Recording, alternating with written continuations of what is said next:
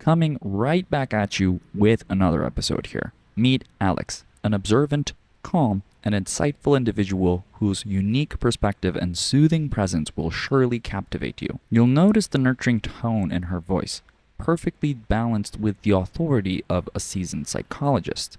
Her roots are in Yugoslavia, but her family migrated to Germany around the 60s and the 70s.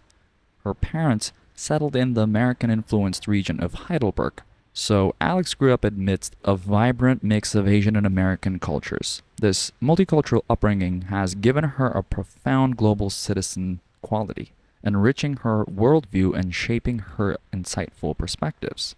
In this episode, expect to hear Alex's experiences of growing up in a foreign land with parents who are not natives of that area. We explore the concept of belonging, what it means to have a home country, and how one navigates identity in a multicultural environment. Aleks shares the superpower that comes with having deep knowledge of multiple cultures, offering us a unique lens through which to view the world. We also sing praises to Chiang Mai, delving into why this city attracts so many intriguing people.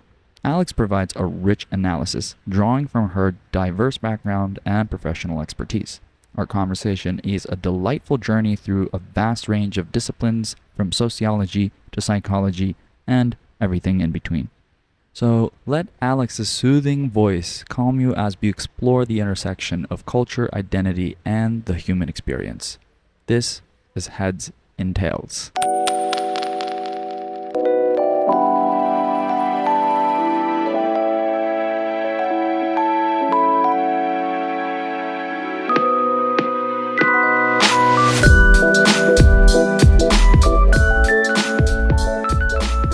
A strange texture I wouldn't eat.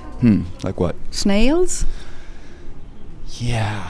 I cannot, because in Germany or in France you eat them and they have like a special name. I don't know it in English. I couldn't eat them. You eat them with a butter, like a herb butter. It sounds like a French delicacy or something like yes, that. And yes, I was born in the south of Germany, so it's close to France. That makes a lot of sense. And you eat it there too. I would never eat that.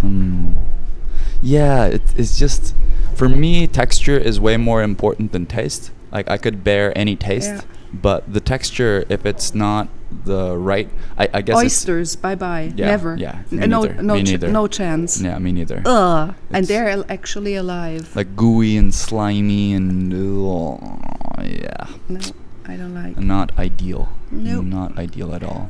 So this is, I wouldn't eat that. Yeah, me neither. Chia is okay, and the mango stuff from 7-Eleven also. So you just satisfy your squishy and slimy and, weird texture food cravings from eating stuff like 7-Eleven, chia seeds, and sticky rice? Partly, yes. Why do you think there's a lot of people who really don't like the slimy stuff? Maybe it's not natural for us to eat it, huh?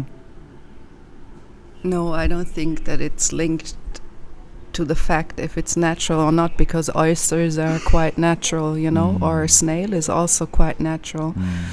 So it's just culture then? Like some no, people are I used think to it's it, our some weird. people are It's not. our weirdness. It's It's linked to our weirdness, I think, or maybe that we like to experiment in a way. But I guess it's like we're different cultures have different cuisines, obviously, and like for something like a snail is like really native to the French people or where you come from, but it's super weird for me because we don't eat anything like that. Yeah. Yes, but you will also find people like me I was born and raised in the south of Germany, and I would never eat them, So, yes, I would say it's culturally in the way that you can find different foods in different places, Right. but I think you have a lot of people who will say, I don't want that, you know? Even if they're from there, even if Yes. they, yeah. So, experimenting. Maybe, yeah. And I guess that you also, you like the taste. and you don't have a problem to put it in your mouth, you know? Right, right. And you know, an oyster and a snail, these are animals. It's not the mango stuff from 7-Eleven. Of course not. For me, it's something else. I So- don't want these kind of animals in my life, in my mouth. Yeah, or like a bird. In Italy, they were eating a lot of birds, little birds. Oh. I don't want to eat a bird. Or in Morocco, you could eat pigeon pastilla all of the time. I did it, but I had to concentrate on it that I was not eating a pigeon. I don't know. It's kind of like the smaller the food gets, Yeah. or like smaller the animal, whatever you're eating gets, the more effort is required for you to turn it into food. I kind of feel like maybe it's not that's not the case, but I just feel like you're wasting too much time to get so little food.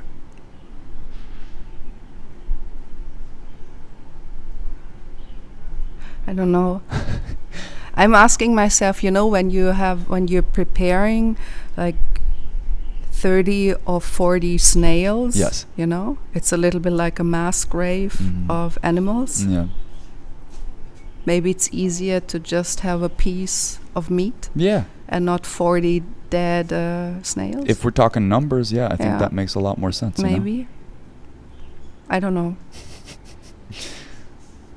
Tell me more about being raised in the south of Germany. Were your parents? My also parents grew up left there? Yugoslavia in I guess my father in the 1960s and my mother at the beginning of the 1970s. So my father was working a lot in Scandinavia. I think he also had projects. He had a company, like a construction company in Belgrade. And during that time, there were a lot of building activities in Scandinavia and Middle European countries. So he went there. And Did they meet in Yugoslavia? they're from one village. Okay, nice. My father from it's the first house on the left side of the village, and my mother was back then in the last house of the village on the right side.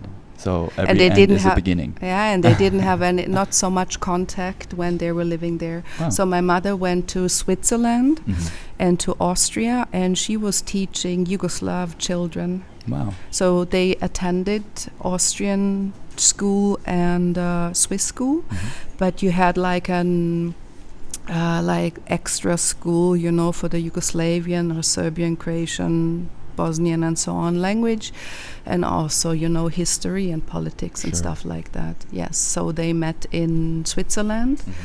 My father got a job offer in Heidelberg. Nice. And they just stayed there. And I think it was like a random act in a way, you know. My mother wanted to return. She was always the one who said, let's go back. My father was the one who always said, no, don't do that. I'm very happy that they did not do it due to the war in the 1990s. That's really, really nice. Growing up in the south of Germany, I grew up in a city which is one of the most touristic places in Germany called Heidelberg. Okay. So it's full of Domestic tourists or Asian tourists, Asian tourists. Chinese That's and Japanese. When they're doing trips through Germany, they choose Heidelberg. You know, it has the ruin of a castle. Okay. So they really like that. And what was really interesting, that this part of Germany was part of the American zone after World War II has finished. So the influence was quite American. The American headquarters were in Heidelberg. So I grew up with a lot of Asian people and Americans, and when I was a child I had the feeling we all belong together, and I liked this idea. So it took some time to realize that it's not a given fact. We're not living there in a way. The Americans were, yes, they were living there, but you know, they had their own supermarkets, they had their churches, they had their schools, and they had expat communities. I wouldn't even say that, because they were they were together, you know. It was an American community within Heidelberg. I see. Yeah. So I think this is really interesting to be born in such a super touristic city.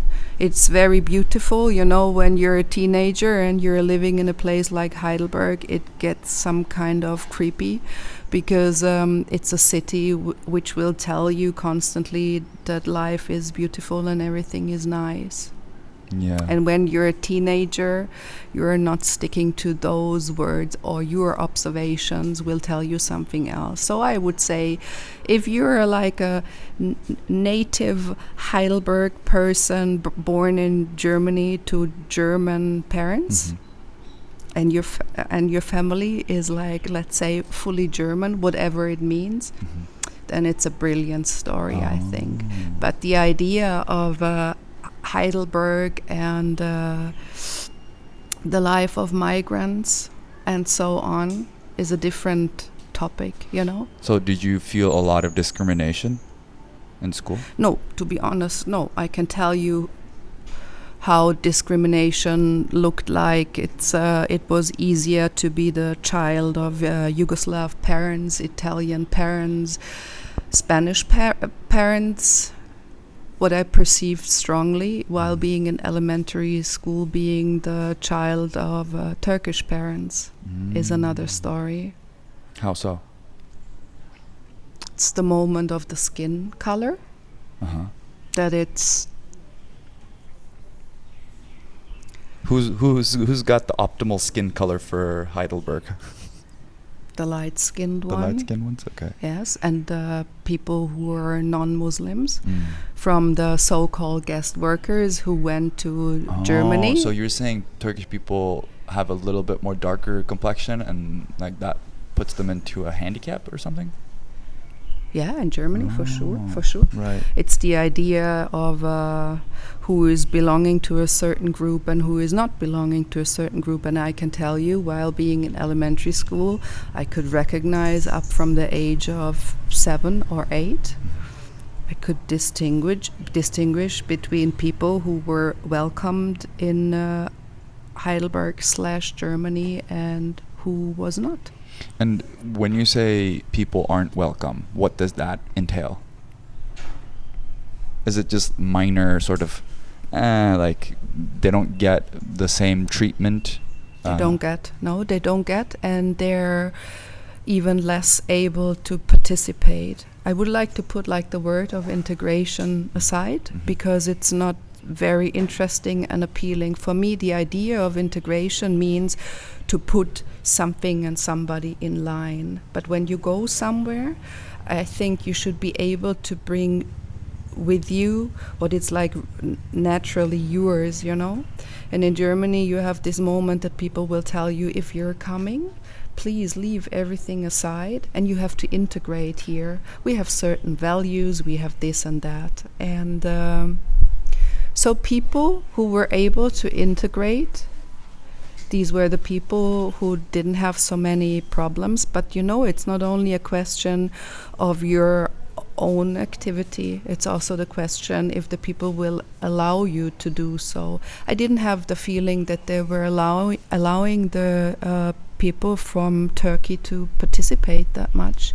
And it's also the moment most of the people who came to Germany, and you know, the German government paid money for every of these workers to the governments of the home countries. The Turkish workers were mistreated, and also where they were sleeping, the housing and the salary, you know, there was they made a distinction between the home country of the so-called guest workers who were coming to Germany. So yeah, I would say that there was a moment that the community of the Turkish people was more separated from the others. But I would like to add that everybody, you know, also like the Yugoslav community. I was also attending Yugoslavian school in Heidelberg. Yeah, and this was also like a big group of people from former Yugoslavia who were supporting each other a lot. Yeah. So then Turkish people would probably be justified creating their own like diasporas in, you know, places like Heidelberg. Like everybody. Yeah. I would, first of all, I would say like everybody. But you know, when you take a look at nowadays politics, it's interesting in Germany. It's a German-Turkish football player. Ozil? Yes, playing for the German national team, and he had to prove his Germanness all of the time. And for the German audience, he was mingling too much with Turkey and with Mr. Erdogan. That's not good. In the German government eyes or something. In the eyes of the people in Germany, no, it's the moment you're from somewhere, you're a child of migrants, you have to prove that you're really belonging. And I think they tortured him. They really, really tortured him. What did he do? He invited Mr. Erdogan to his wedding. You know, he's really into Turkish politics in a way. Okay. He is. I didn't know that.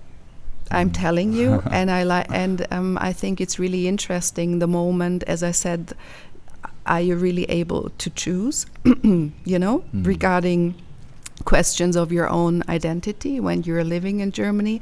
And I would like to add that it's not that difficult if you are from a country within the European context, and it's a Christian context, you know. Yeah. So I would add on top, when Turkish people were coming to Germany, that it's not only the moment that some of them had darker skin, it's also the moment of religion, and also the moment of what is it that we are knowing about. And you know, people work like this, it's like, oh, they're so fear driven. It's really interesting, because the question is, what is your actual fear? But I would say these are my observations, and I understood it quite quickly while being a child. And you were asking me, it began like this, was there a lot of discrimination towards my parents? Yes. Regarding my person? No. But what people tend to do, and what they're still doing, is the moment of labeling what is a so-called good migrant, what is a bad migrant. And a lot of German people consider me being German. I allow it. They should name me like they want, because I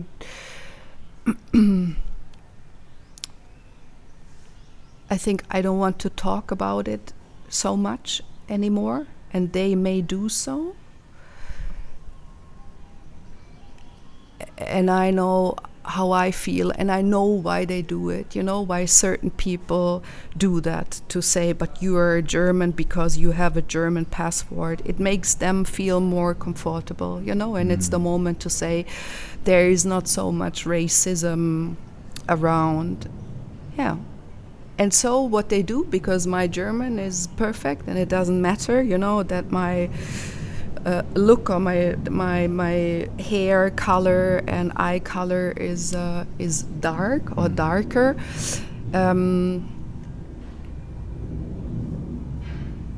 Yeah, they think that I am belonging to them in a way. And do you think you belong?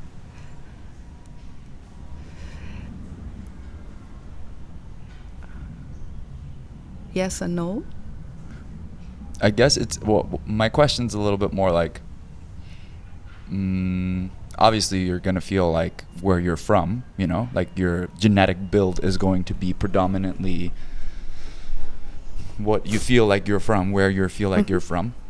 But I guess being in that cultural context for such a long time gives you the broader understanding of, you know, what it is to be a German, you know? Like, no. No? Really? It's interesting. When you would ask me, and people ask me quite often, do you feel German or Serbian? First of all, I don't know how to feel to be labeled a German person. Okay. And I don't know how I have to feel to be considered being a Serbian woman, I don't have any idea or any clue how this could work. So if I have to label myself, I think I would understand myself being an European person, a person who is interested in the questions we're asking within the European context. So, but again, there's the question: what is the European context?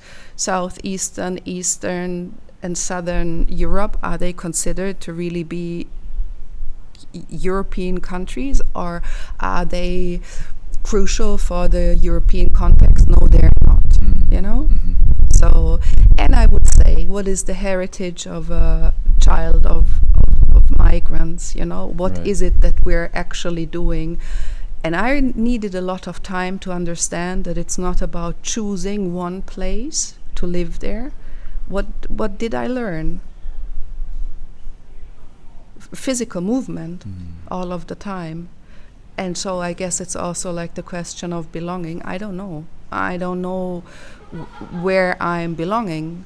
And so also the question, you know, in Germany of there is no English word. It's not really home country, but where do you belong to? I cannot answer that. Right now I'm belonging to Chiang Mai, I would say. I think that's a great answer. Because I don't think we could really know. I was just, when I said, if you spend a lot of time in one context, you just understand it more, you know. But that doesn't mean you belong to that context. No, it doesn't, yeah. But it can mean that you relate to the world through the lens of that context. Yes. See where I'm coming from? Yes, but I would say it's more than one in a way. I think maybe I can... There are like two or more contexts, you know. It would be one if I would be the child of German parents, of German parents, but I'm not. Yes, I am not. So I would say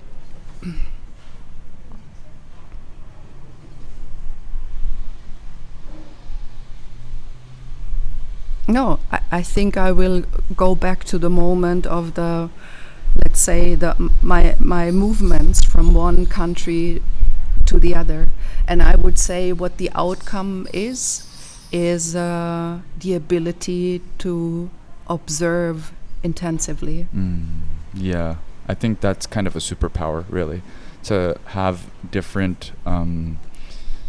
Let's say you're, you know, a Yugoslavian person in Germany, or like you're a Turkish guy in America. That gives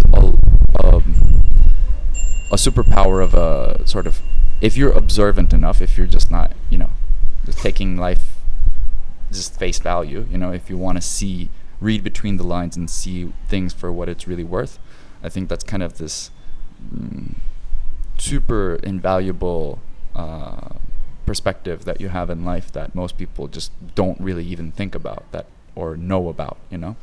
They cannot even have it. Yeah. There's a super guy, I like him a lot. His name is Willem Flusser. He was a media theorist, and he was from Eastern Europe. I guess he was... I'm curious, what if you hold this part, if it's going to make a difference? Okay. Like this? Yeah. Better? Yeah. Because of the wind? A little bit. And they...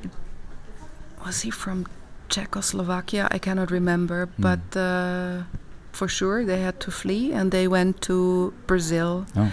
And what is really interesting, I think he was speaking 5 languages. One of them was German. And when he was writing his texts, he was translating the texts in all of the other languages because he wanted to make sure that he got the point. Oh. And what I really like, he wrote a book about, let's say, the migrant and what it means to be a migrant. And what I really like is that he once said that the migrants are the ones who are opening the windows for the people who, let's say, have only one living place / one country, and that the migrant will show these persons to take a look into the world And I really like that. So expanding the local people's horizons, broadening their horizons. Their glance, you know. Yeah. And their maybe even their understanding. And I would say no, it doesn't work that way. Look, I was born and raised in Germany, and what a lot of German people don't get, and mostly these who are not really into politics and who are not interested, that they will explain how I'm thinking and feeling linked to the fact that my family is not German. It's interesting because I'm specialized in these topics, because it's part of my own biography. And a lot of these people don't have the idea to just ask me. They will answer it. Of course, they'll just make their own judgments. It's interesting. But it's interesting for me, why do you do that? What is the purpose of doing so when I'm sitting next to them, you know? It's harder. I mean, it's really easy to make opinions and judgments, you know? Like, it doesn't take a lot of energy to just... I look at it as like electric, right? Electric takes the least resistance path. So, same way. If, for me, I have two options. When you're sitting right next to me, I can either just, you know, choose the easy way or choose the hard way of ask you and try to think and, you know, formulate and maybe challenge my own ideas. Is the hardest option. Or I could just, you know, be, all right, depending on what I know, this person is probably going to be so I'm just going to take that least resistant path, which is also a survival mechanism. I feel like we have to categorize people in order to make quick judgments, to see, okay, like, is this person a friend or a foe? How should I treat this person? You're right, and it's even more in Germany. You know what it is? It's linked to guilt and shame. It's the moment that you want that people feel comfortable. For sure, they choose. Yeah. You know, the Germans will choose who them would like to invite. When you're a Jewish Israeli, it's like the biggest pain in the ass coming to Germany, because everybody's like, does Shlomo feel all right here? Is he feeling good? It's really interesting. Why do you do that all of the time? First of all, you torture them to talk about politics. Do you have to do it as a German guy going to Chiang Mai or Chiang Mai? No, for sure not. And this moment of what I feel, you know, when Germans are, a group of Germans to be more precise, when they're in this, you know, I perceive it like physically, they're inner movements, and this moment of if this person, from Tel Aviv is really feeling good in Hamburg. This is so ridiculous, you know. Whether you will be direct, I would love to hear that, like, once in my life, like, oh, there's somebody from Israel. I don't really know how to behave. Do you think it's okay to ask the person how he or she is feeling here? But it's always the moment of, oh, we're so welcoming, you know, and everything which has been, we have left behind. If we take a look right now, if we're reading German newspapers at the moment, we have a big problem. Right. We have a really big problem because the right-wing party in Germany had like secret meetings with Nazis, and they were discussing how to get rid of migrants in Germany. And they don't call it deportation. The idea is to get rid of them while deporting them. They call it remigration. It sounds really nice, really appealing. So, you know, I love, like, Europeans and Americans find the best words. They do remigration. Yeah, like, they find the best words to justify their freaking shit. Well, okay. These are governments. I'm not talking about people, obviously. These are just people in power who are sort of using that in some sort of global agenda that, you know, is this mastermind thing that none of us puny humans can ever understand. Yes, but people, you know, when you're listening to politicians, you know, you will, or when you're reading about remigration, you will start to pick these expressions, you know, you will do it. It doesn't mean that only a group of people will use them, you know. Orwell style. they will all talk about it, and it sounds good because deportation doesn't sound so. Yeah, it doesn't entail yeah. like horrible. Yeah, but remigration is the moment people were migrants, and right now, you know, it's interesting because it sounds like it doesn't sound like forcing somebody. So you're using this Yeah, word. it's like road trip. Yeah. Yes. Yeah. Okay, switching gears a bit. Yeah. What did you want to be when you were a kid? What did you imagine yourself as an adult? What job? A tourist? No, wait. I don't know the. I will be back. Okay, Wait, okay, because okay. this is important. Okay. I don't know the English word. I will tell you about my first.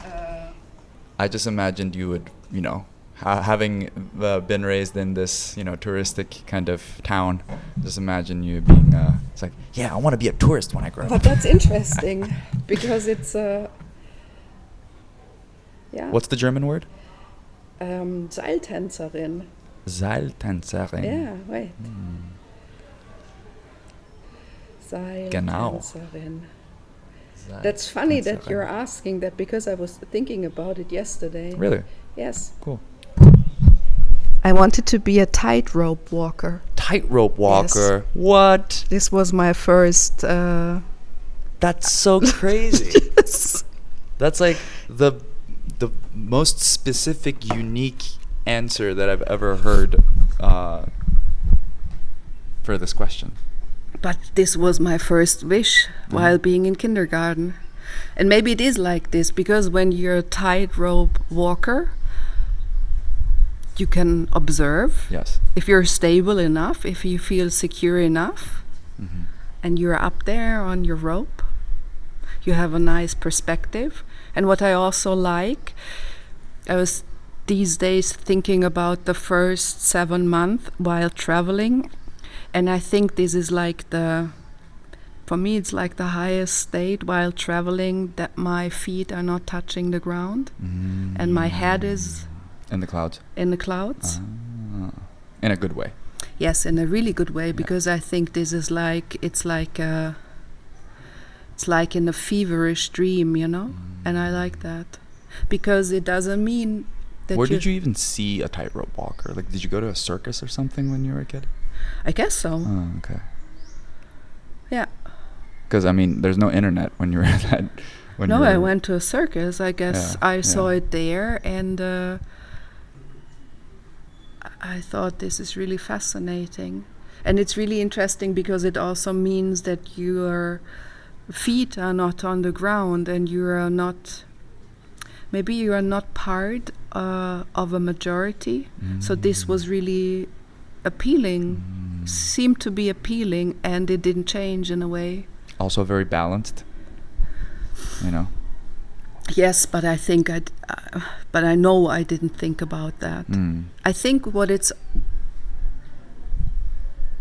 also linked to a certain kind of deep concentration. Yes.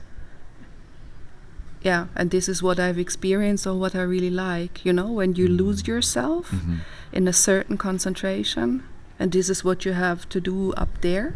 It really brings you to the moment. I don't know if you've ever tried. Have you tried? Yeah. Yes, it's super complicated. Yes. On these slack lines, you Yes. know, yes, Yes. I did. That's what I got into before I started climbing, like rock climbing. A friend of mine had the slack line. I just, you know, set it up in the park. 2 trees, you only need 2 trees. You start pretty like stiff, like it's really tight, you know, like a tight rope. Yeah. It feels like a rock. I mean, not, it doesn't rock too much. It doesn't like, so you can sort of, it's sort of like walking on solid ground if you know, get the motion of it. Requires a lot of core strength, requires a lot of leg strength, obviously. But as you get more and more comfortable, you can just make it a little bit more slack. And that's where the slack line comes from. Yeah, it's so fun. It's so fun. Yeah, it is. We got to do it.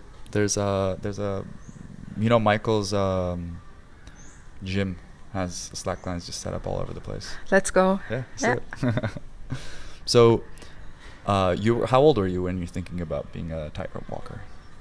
4 or 5. Oh, okay. That was the initial Kindergarten, yeah. Yeah, nice. How long did it take you to find an actual tightrope? After being like, oh, okay, I want to be a tightrope walker, and then like you found a tightrope to walk on. I don't know.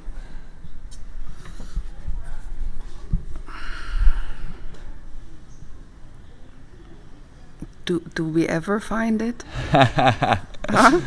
I don't know. I think life is a tightrope that we walk on. I don't have the feeling that the ground that I'm walking on is shaky. No, I have the feeling that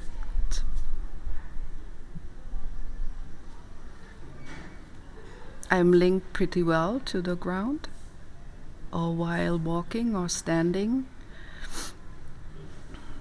Yeah, that I would say, hey, there's I feel centered in a way, or yeah, even when I'm saying that, I'm having my head in the clouds, and my feet are not touching the ground.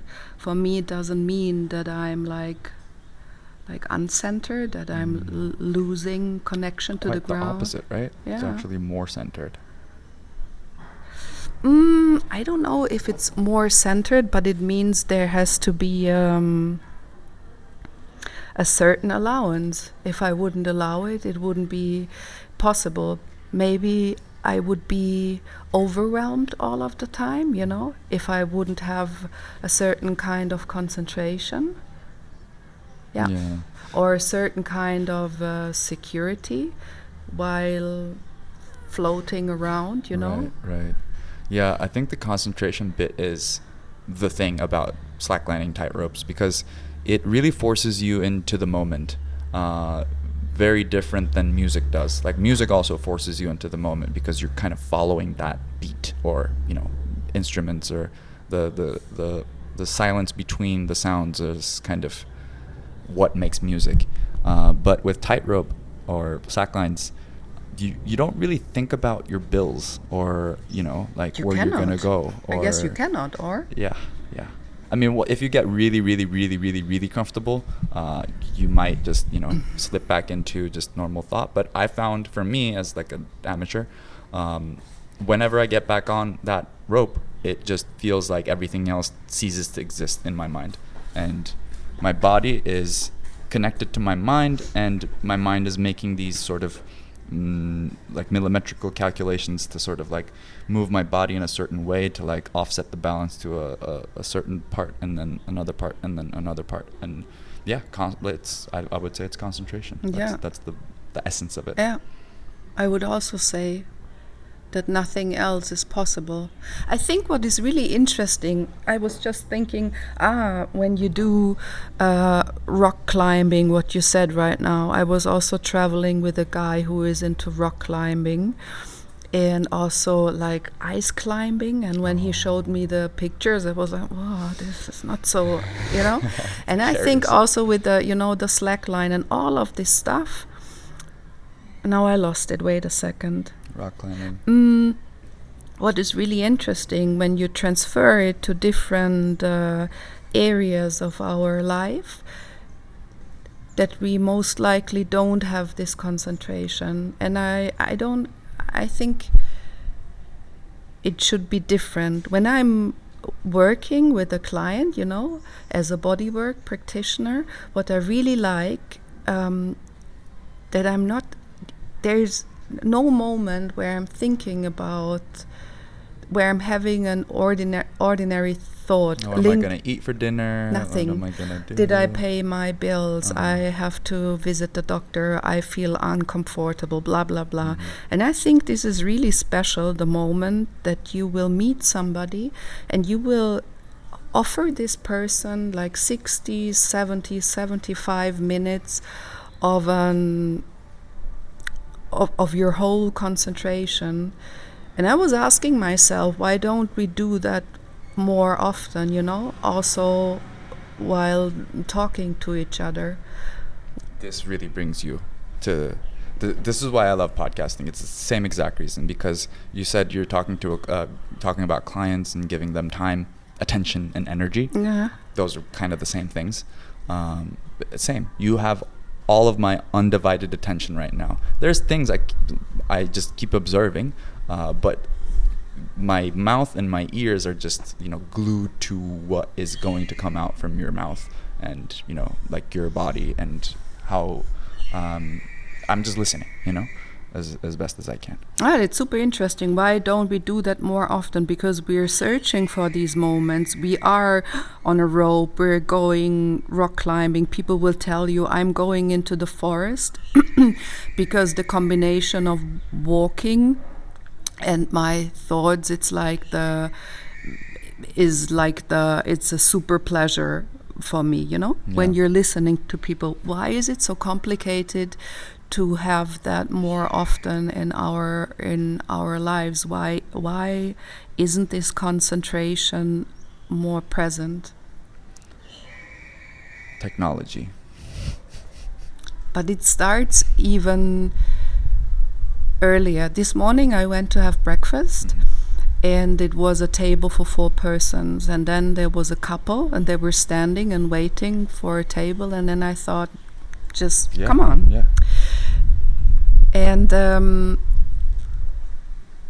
they were from Germany. Okay. And it took 3 minutes, and I started to regret my decision that I invited them, because I felt I started to feel awkward, and I didn't want that, because there was the moment that they didn't know that I'm able to understand them. She was unhappy because he ordered the wrong coffee for her. So she managed within 15 seconds to destroy the vibe completely. Oh my God. They stopped talking to each other. And then the second moment was, and it's interesting, she was concentrated enough to understand that she had that she destroyed the start into the yes, she destroyed it. What she added, it was not, she didn't say I'm sorry, or the moment to react more playful. She told him what she wanted for the day. I want to walk around, want to have a massage, I want to go to a night market, and I want that we make a plan for the next 2 weeks. Super German style. And it was really interesting. And for me, it's also linked to a certain kind of concentration, and the question if we are able to stay within this concentration or not. She knew, this was a wrong decision, that I was so upset that he ordered the wrong coffee. Right. And she couldn't leave her path. She couldn't go back to, let's say, let's call it like a goodwill concentration, to have a good time with each other. And I think it refers to the moment that we have these inabilities to stay in a joyful concentration, I would say. So it's not just technology, you think? No, it's our...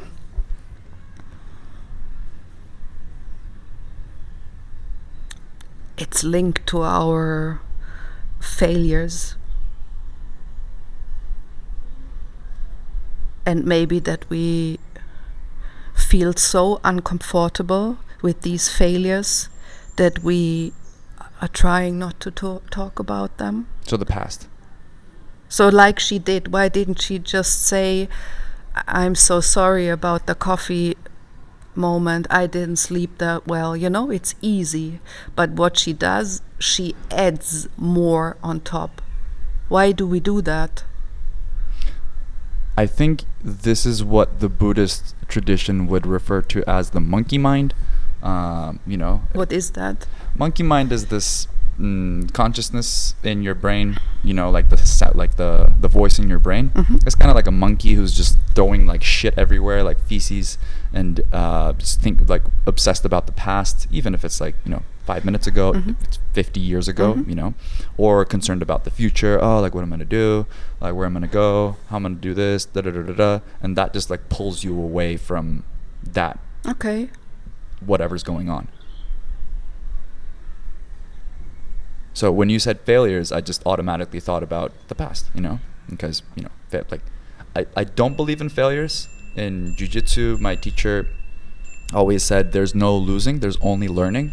And if you look at like the top elite level athletes like Kobe and LeBron, basketball, freaking Tiger Woods, they will always say, I don't play to win, I don't play to lose, I play to learn. And my enemy is me yesterday. So they're just trying to learn from their own mistakes and other people's mistakes, which is even wiser. I also wouldn't say, you know, it's not the connotation of, oh, I have failed. But I would say, this what I was talking about, that it's, I think regarding this woman, it was linked. It's linked to the idea of a failure and then not to know what to do, you know? It's not for me. I also wouldn't consider it like this, you know? It's an inability in a way, or even the moment of we're romantically linked to each other since 7 years. How is it possible that you're ordering the wrong coffee for me? Oh, she thought it was kind of unacceptable. Maybe, yeah. For that to happen. Maybe. I don't know. Talk about some first world problems, huh? Yes. Getting upset about freaking coffee.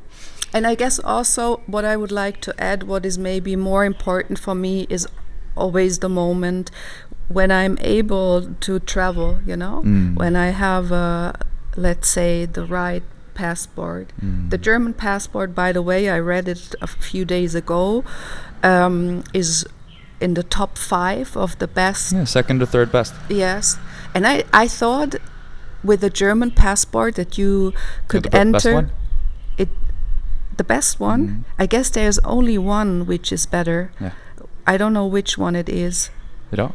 I don't know. Yes? I can only tell you that you're able to enter 194 countries in the world with a German passport without a visa. 194. Oh, okay. Singapore is more. Is it? Singapore took it back from... No, I don't think so. Is it? I cannot remember. I don't know 2024, but in 2023, Henley's passport index Singapore. Singapore's the best. I think second. Austria is after. It's after Germany. Oh, yeah. I guess.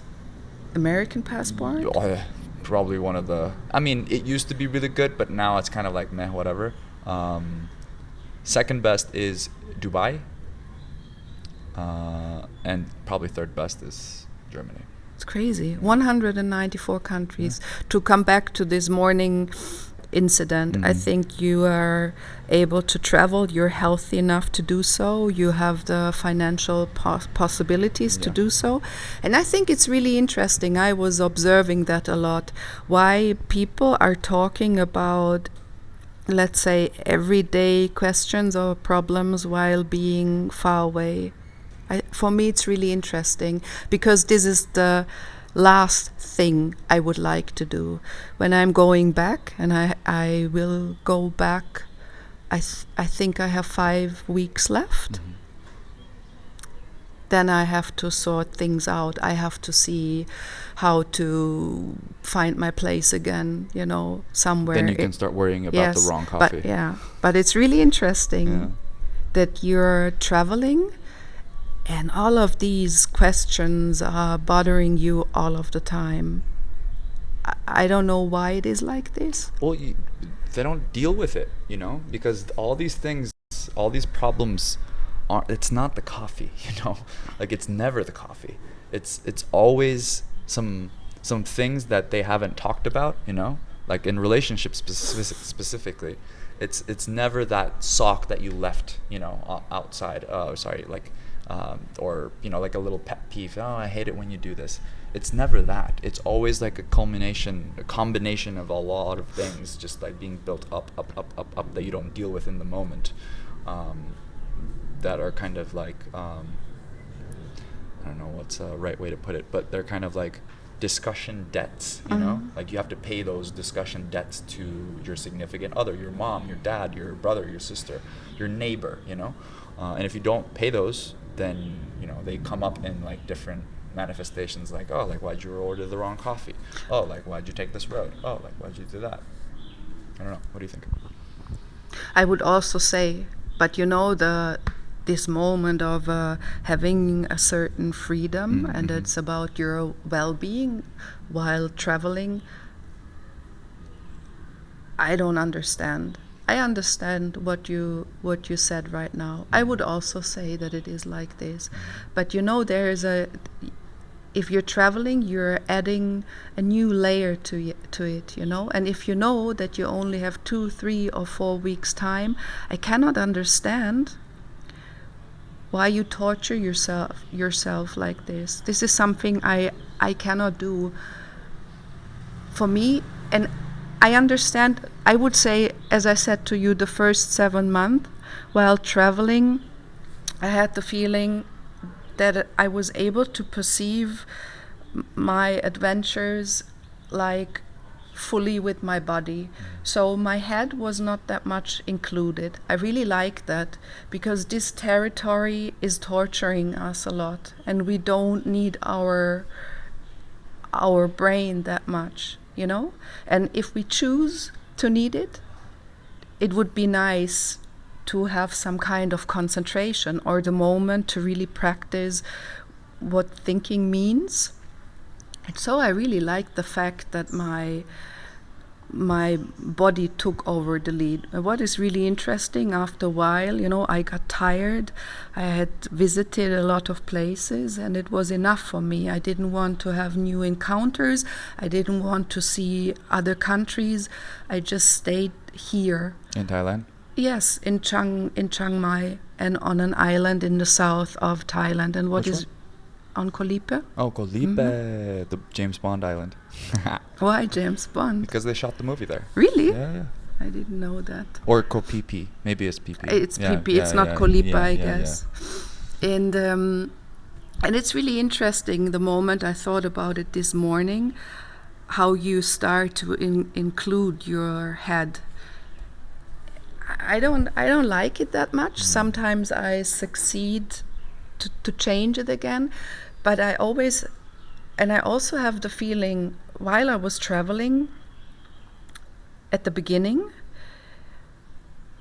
how can I explain it? Wait a little bit.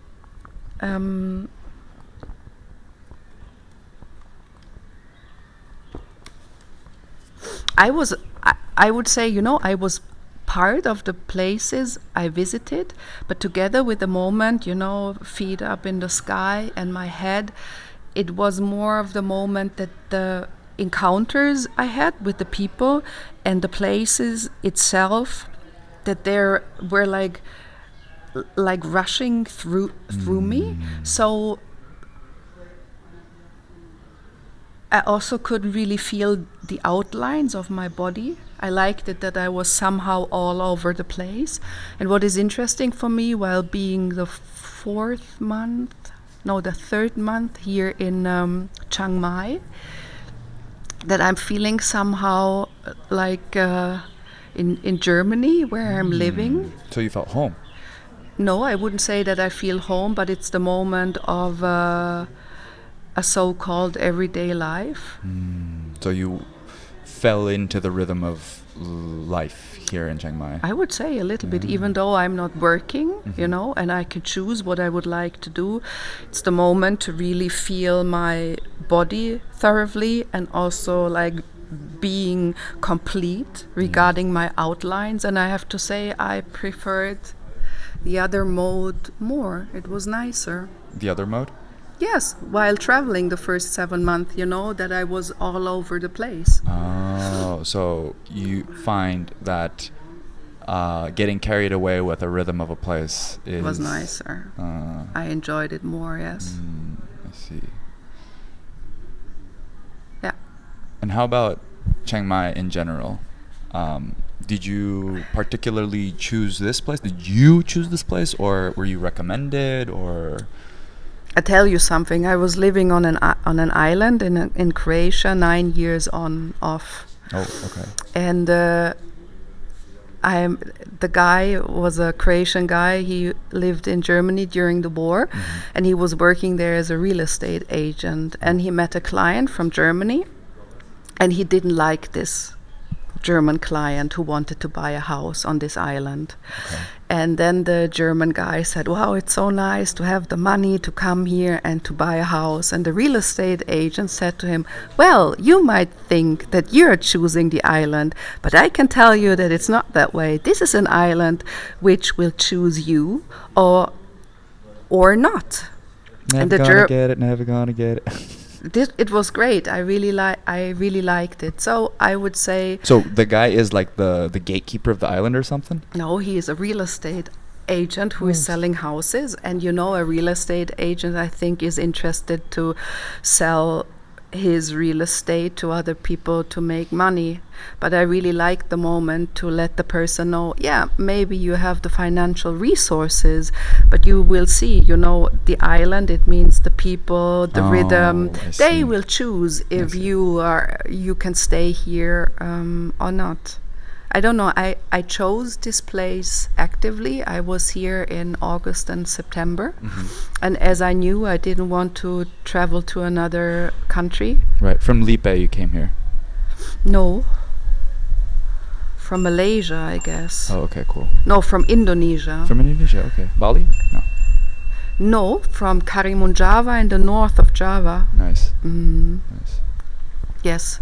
I guess after and Singapore. So you didn't feel the way you felt here in Chiang Mai and all these other places? Or you didn't feel like you wanted to stay that long in any of these other places?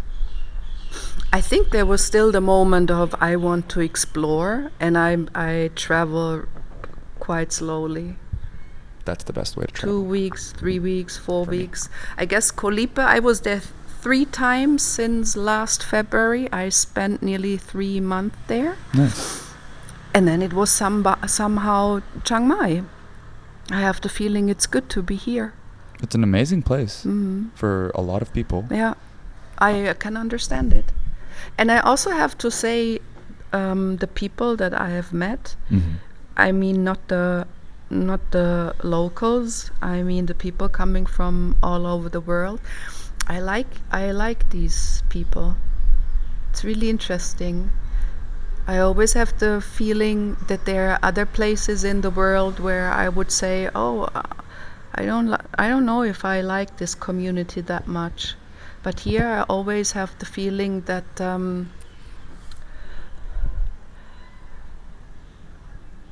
expats are like really welcoming compared to other places. Let's try to explore why. I was asking myself if it's linked to the size of the city. It's the perfect size because not too big, not too small, Maybe it's something like this. Also the question of how many high buildings do you have? Do you have areas where people start to feel or get uncomfortable regarding the architecture? I think it's also the moment that you're allowed to be here, that there are not so many obstacles you're facing. I think it's also the moment what the people who are living here are presenting to you. I would say it's maybe or for sure linked to that. Definitely. And I would say everything you can catch visually, Yeah, that's kind of the driving factor why a lot of people are just like you could see everyone's just coming here and taking pictures. Yeah. It's super picturesque. Yeah. I mean, just like anywhere else in Thailand. The pictures don't really do it any justice, I think, but that doesn't take away from the fact that it's not only just visually pleasing, but there's depth to that image of, you know, the places that you see aren't just like nice places to look at. They're actually nice places to be at, because of all the reasons that you just counted. And that might be a reason why the community is like, you know, welcoming and open, and there's like space for everyone, and you know, like a lot of ideas are welcome. There's no discrimination from, you know, where you are or what kind of orientation you have in terms of a person, you know. Yeah, I mean, growing up in Istanbul, since I was an only child for like 14 years, found myself hanging out with a lot of older kids. Even in high school, my first grader, I go hang out with the older people. In university, it's always, you know, like everyone's at every age. But in friend groups, I always had this, I'm always the youngest, generally the youngest. And I always say, you're the, as a joke, but at the same time, it just felt like everyone was just way too conscious of their age, you know. But over here, I was hanging out with a lot of people who were like way older than I am, more than, you know, I'm 20 and they're 30, 40. It's more like I'm, you know, late 20s and these people are like 30, 40, 50, sometimes 60. Mm-hmm. And never anyone mentioned my age or asked my age or anything. No, they like don't this. do it. Yeah. And it's interesting. when I visit the Balkans, my family is in Serbia. Yeah. I traveled first to Serbia, then to Bosnia, then to Croatia. There's one thing I always love to do. It means spending time with people who are way older than I am. Because in Germany, you don't see these people. You don't see old people. When somebody is 80, 85, 90, over 90 years old, they're in these special houses. Yeah. And on the Balkans, not, because Southeastern Europe and in Southern Europe, you know it from Turkey, you know, you don't give away your parents or the grandparents. So, but I really... Only if you hate them. And you have the financial possibility to do so, Sure. then you can do so. And this is what I always liked, you know, the moment to be somewhere. I don't know, it's 1 o'clock in the morning, you're in a bar, and then you see a woman who is like really old. She's entering the bar and she tells you with a voice like this was a hard day, it was so hot. I would like to have a grappa. How old are you? I'm 92 years old. And it's noon. How hard would your day be for like a couple hours? I love that. I It's actually super love nice. That. Yeah. And I also wanted to confirm, to say that I like it here. You know, when I go to different music venues, that the people are older. Mm. I really, really like that. And I think also what you said right now, it's... it doesn't play a role, and I was thinking about it. Why is it like this? Because I think, you know, people, they had established their lives somewhere, you know, on different continents, and they chose to change something. So they were leaving their so-called home countries, or the countries where they have lived prior to Chiang Mai or to Thailand, and I think. It's this circumstance to make a decision. And I think if you're transferring yourself from one place to the other, you're not interested to stick to stereotypes, you know? Yeah. Yeah. And I think also the moment a lot of people also came here to free themselves in a way. And maybe it's not such an active act in a way, because... So people come here to escape stereotypes? Or do you think being in transit allows less stereotypes to survive?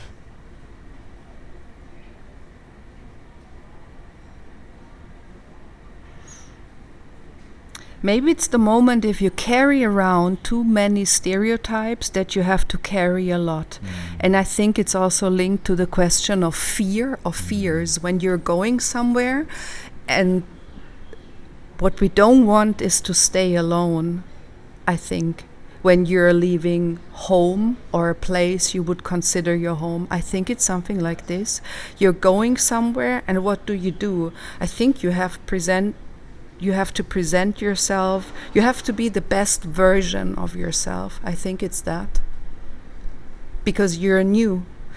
You want to interact with people. You want that somebody likes you. You want that you're able to call somebody if you're feeling uneasy. I would say it's something like this. It's powerful. Yeah. If you're, mentally and physically well, and you have a good headspace, if you go somewhere else, you have the courage enough to leave your quote-unquote home where you've established your life and all that, and you're stepping out of that comfort zone, which is where all the growth happens. I think if all of these circumstances are right, you want to present the best version of yourself to people. I would say so, yeah. But also, I like that you can be anyone here. Also, yes. Like, you can just create this new persona that you've had, Is that possible? Yeah. To which extent?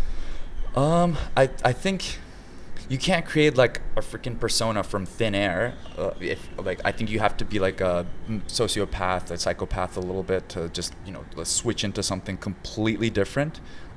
I think all these new personas that you kind of have are already things that are cooking inside of you, and they sort of manifest in different circumstances. So yeah, I think to any degree, that's possible. You can be anyone. I guess I don't understand the question that well. No, I think it's like this, but I'm asking myself if when you're reinventing yourself, maybe I wouldn't stick to that. Maybe it's more the moment that you're making decisions, which topics you will talk about or not. Okay. Because the first thing what we do when we meet each other, it's a question what we will talk about. And I guess it's maybe the moment when people are going, when they're making a decision to go. And when we go somewhere, you cannot get rid of yourself. But you can, I guess you can make decisions what you would like to continue while maybe being in transit, or the question who wants to be in transit and who doesn't want to be in transit. I guess there are two options for people who are coming or going. It's linked to these two phenomenons for me in a way. Because to be in a transition, you have a lot of luxuries, because maybe it means you will change countries quite a lot. And the other thing, when you say, I want to settle down, even though it's on another continent, you will have other questions or other problems to deal with, I guess. I think it's wherever they're coming from, it's their loss. Because just going back to these elder folk being pushed into these retirement houses and facilities and all that, I think a lot of wisdom is just lost, because elder people just carry this life experience that quite frankly is more important than any information, because they have knowledge, they've lived through it. Don't say that. Why? Are you sure? Yeah. Like information versus knowledge. Okay. I mean, knowledge is applied. I did it. It doesn't work. It's this quote. An amateur knows what to do, and a master knows what not to do. So, having lived, you have a lot of, you're like a walking database about a place. Let's say you've never left Yugoslavia, or you never left Germany, or you never left Turkey, and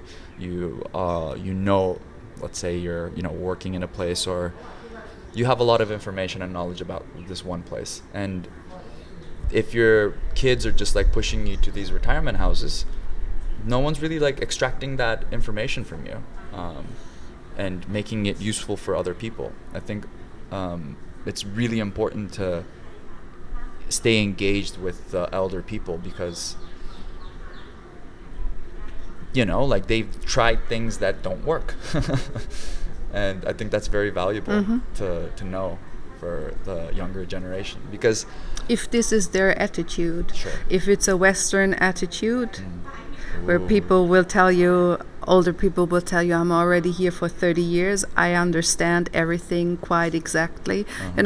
When I hear this sentence that you're able to understand everything, and then it means you just close yourself to learning more. Yes, and then this person will tell you, or you will ask, do you speak Thai? And the person will tell you, I do not. It's really interesting. No, you cannot. Look, I'm speaking Serbian, and for sure not perfect, but it's good. It's good enough to communicate with people. And it's really interesting, even though I'm speaking the language, the people there, while I was working in Sarajevo, in Bosnia, they would consider me being German. So they even put aside that my parents are from Serbia, or that I am of Serbian descendant. I always have to face these moments that other people will choose, and I let them do so. But I know how important the language skills are, and it's not for communication only. It's the moment that you understand more. You understand the net within certain societies. You understand the positions of people, and it's interesting. If somebody, you can stay here for 150 years, but if you're not able to talk the talk, you can forget it. Yeah. Then you can't even think about walking the walk. And it's interesting because your glance is your Western glance, how you're approaching people, or how you're looking at them. While traveling, it was interesting when I was on Karimun Java, this island in the north of Java. There were some days where I asked myself, are you able to understand something?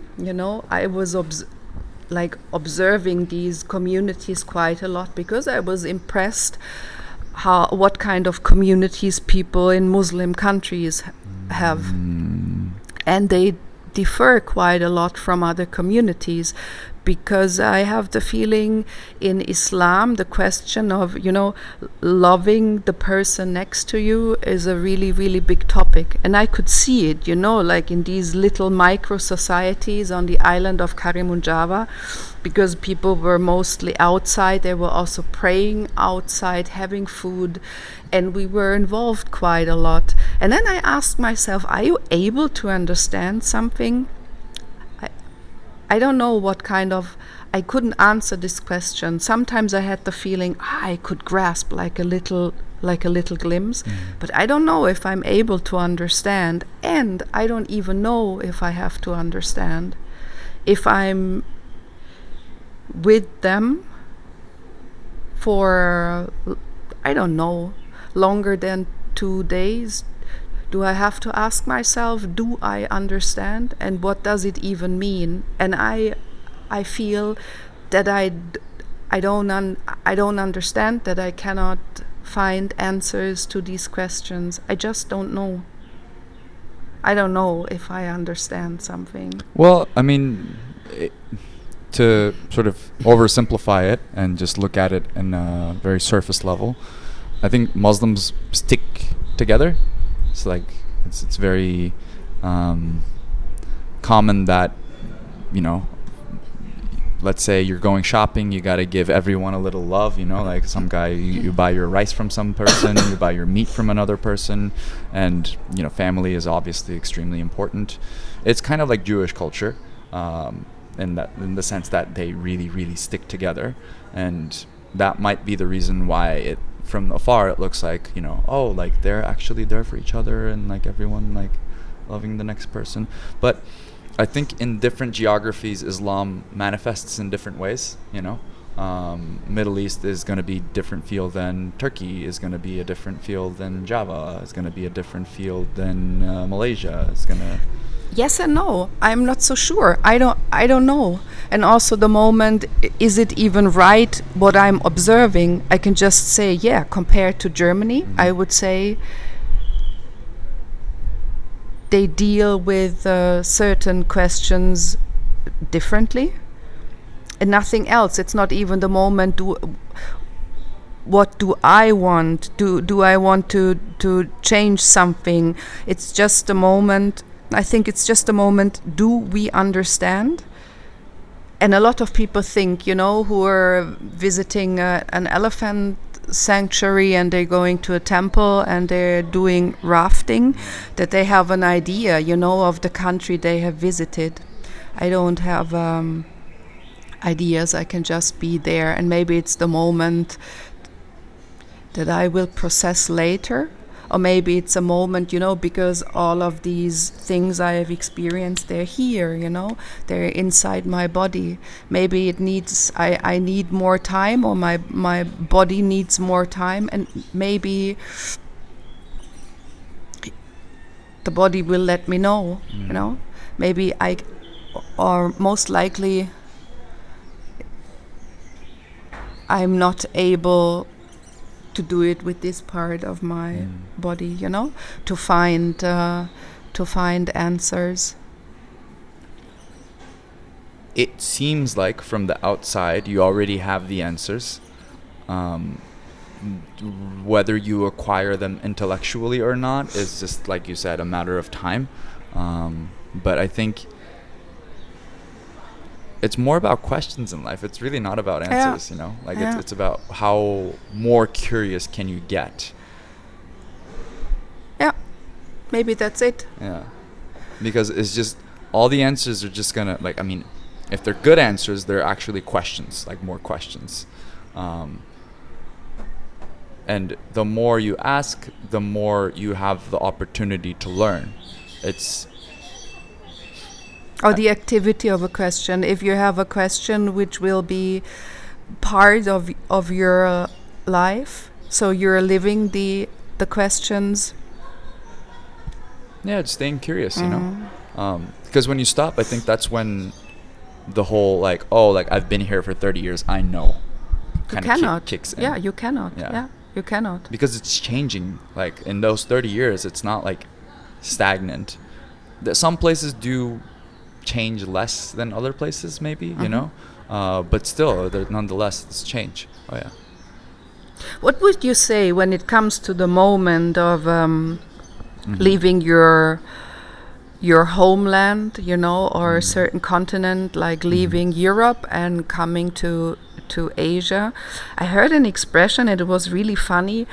A European guy told me, I don't know, do you know this expression? We have it in Germany, that you're wearing pink glasses. Oh, yeah. It means everything is it's blurred and it's beautiful, and full of love, and everything is pinkish and red and super, super nice. And he used that I think he said that his pink glasses were so big that he couldn't enter the door, that he got stuck. And then I asked myself, why is it so unattractive or so shameful to put on those glasses? It's interesting for me because it refers to a certain kind of reality only grown-ups can have. The concept of grown-ups is really boring for me, because the most things grown-ups do are not appealing. I don't want to do that. I wouldn't consider myself being a grown-up when it comes to these questions, or the moment of playfulness, because most grown-ups lose that, they have children, they have to work, they're buying real estate, blah, blah, blah, so certain things you cannot do. And I was asking myself, why is it so shameful, so unattractive to wear those pink glasses when you're going somewhere else? What do you think? It's shameful to observe places in a more positive light? I don't get it. Yes, it's something like this. Huh. It's the moment that the person told me, don't let them fool you. Oh, I see. Well, I guess it's kind of like, if you're really deep seated into your way of living, you know, whatever that living is, European, Middle Eastern, American, whatever, that's your default way of looking at life, and anything else is just like, that's not real, because you know what real is, you know, like what your real is whatever context that you're used to, and whatever else is just like, like that's just like people, yeah, they might be telling you that, but it's only because you're traveling, or like that might be feeling that way, or it's only because you're a tourist, or only they want to make money from you, or something like that. So I guess the sort of like default is just like not allowing you to experience what you're experiencing right now, like in your body, you know, or in, you know, less of a mind, and you're like more into the rhythm of the place. I do see some people saying like, are you gonna wrap up soon? So any parting ideas? I don't know. That's a beautiful idea. I don't know. Maybe that maybe there are many. Well, it starts with one.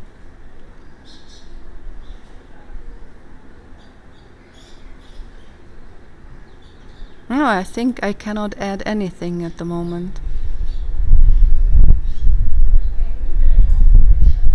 No, I just have the feeling that it's I don't know, it's quiet inside of me, so no more questions in the way or ideas. I think the only proposal is, stay curious, don't find too many answers, stick to your own humor, and try to do what you really want to do. Something like this, I would say. Those sound like some universal truths. I don't even know if they're truth, but it's the moment. Stay curious and find your way of observing, find your way of experiencing things, and maybe just try to do it your way, whatever it means, you know? Yeah. Maybe this is in a way universal, but maybe we're not saying it that often, you know? Just play, touch everything, put it in your mouth. Experience it in a way. Out of context, that might sound weird, but in the context that we're speaking about, I think it's very useful and necessary. It feels like you're saying, you know, remember how fun it was when you were a child, you know? Yeah. It's more of that. Yeah. Yes. Maybe it's something like this. It is serious, but you don't have to add to more of that, you know? Just let it be serious, and you can choose what you would like to add or put on it. Yes, something like this. Oh, and I realized you didn't really introduce yourself to the audience. No, it's okay. I don't have you. No name. Well, thanks everybody. Thank you. Bye-bye.